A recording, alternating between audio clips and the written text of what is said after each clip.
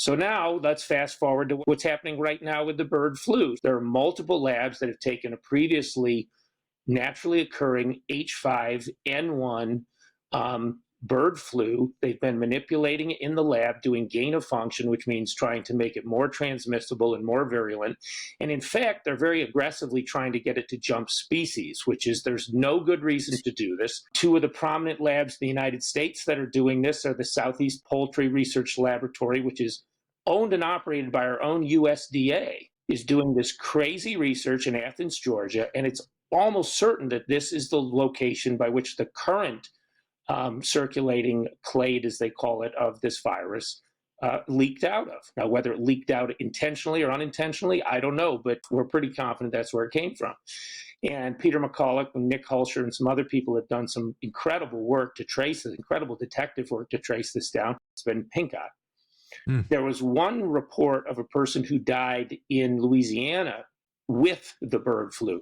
They would not go so far as to say that the person died of the bird flu, although some of the media outlets claimed that, but that has not been stated. They are encouraging the farmers to do willy-nilly PCR testing on their flocks.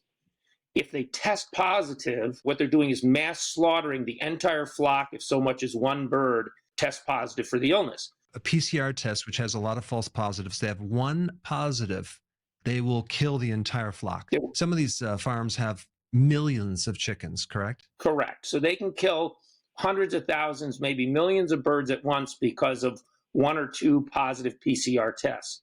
That's why, and this is important for listeners to know, that's why we have a shortage. The shortage is not because the birds are dying of the bird flu.